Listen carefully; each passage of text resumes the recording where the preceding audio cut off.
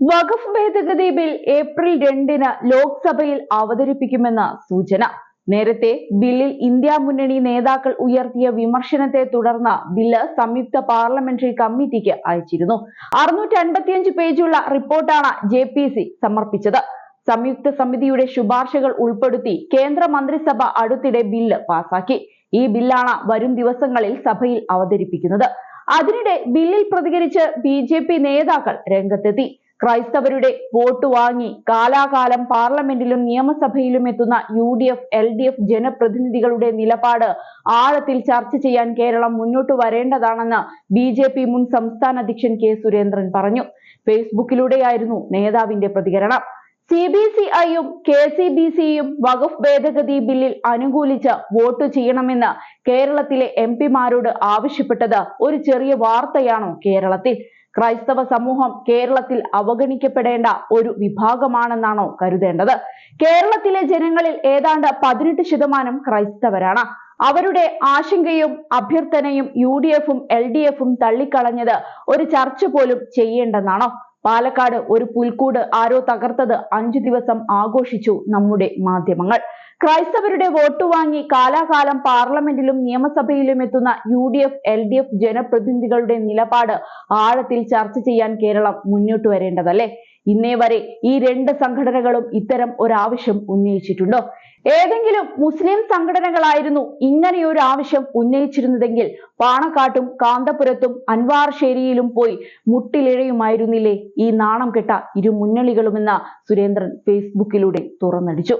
അതേസമയം വഖഫ് നിയമ ഭേദഗതി ബില്ല് പാർലമെന്റിൽ ചർച്ചയ്ക്ക് വരുമ്പോൾ ഭരണഘടനാനുസൃതമല്ലാത്തതും അന്യായവുമായ വകുപ്പുകൾ ഭേദഗതി ചെയ്യുന്നതിനനുകൂലമായി കേരളത്തിലെ ജനപ്രതിനിധികൾ വോട്ട് ചെയ്യണമെന്ന KCBC നിലപാടിനെ കേന്ദ്രമന്ത്രിമാരായ കിരൺ റിജിജുവും നിർമ്മല സീതാരാമനും സ്വാഗതം ചെയ്തു. നമ്മുടെ ജനങ്ങൾ നേരിടുന്ന പ്രശ്നങ്ങളും വെല്ലുവിളികളും പരിഹരിക്കേണ്ടത് രാഷ്ട്രീയത്തിലുള്ളവരുടെ കടമയാണ്. ഉദാഹരണത്തിന് കേരളത്തെ മുനമ്പത്തെ 100 കണക്കിന് കുടുംബങ്ങൾ ദുരിതം അനുഭവിക്കുകയും അവരുടെ സ്വത്തുക്കളും വീടുകളും സംരക്ഷിക്കുന്നതിനുള്ള പരിഹാരം തേടുകയും ചെയ്യുന്നു. ഈ നിയമം ഒരു സമൂഹത്തിനും എതിരല്ല, മറിച്ചുള്ള പ്രചരണം ചിലരുടെ മനസ്സിനെ വിഷലിപ്തമാക്കാൻ വേണ്ടിയുള്ളതാണെന്ന് കിരൺ റിജിജു എടുത്തു പറഞ്ഞു. എല്ലാ ജനങ്ങളുടെയും താൽപര്യാർത്ഥം കേരളത്തിലെ എല്ലാ MP-മാരും ഈ ബില്ലിനെ പിന്തുണയ്ക്കുമെന്നും നിസാര പ്രീണന രാഷ്ട്രീയത്തിനായി ജനങ്ങളുടെ താൽപര്യങ്ങൾ ബലി കഴിക്കില്ലെന്ന് ആത്മാർത്ഥമായി പ്രതീക്ഷിക്കുന്നുവെന്നും അദ്ദേഹം കൂട്ടിച്ചേർത്തു. നിലവിലുള്ള വഖഫ് നിയമത്തിലെ അന്യായവും ഭരണഘടനാ വിരുദ്ധവുമായ വകുപ്പുകൾ ഭേദഗതി ചെയ്യണമെന്ന KCBC-യുടെ ആഹ്വാനം സ്വാഗതാർഹമായ നടപടിയാണെന്നായിരുന്നു ധനമന്ത്രി നിർമ്മല സീതാരാമൻ X-ൽ കുറിച്ചത്.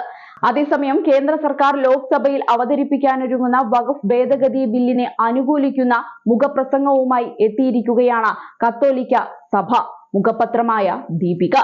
ലോക്സഭയിൽ അവതരിപ്പിക്കുന്ന ബില്ലിനെ പിന്തുണയ്ക്കുന്നില്ലെങ്കിൽ കേരളത്തിൽ നിന്നുള്ള MP-മാരുടെ മത മൗലികവാദ നിലപാട് ചരിത്രമാകുമെന്നാണ് മുഖപ്രസംഗത്തിൽ പറയുന്നത്.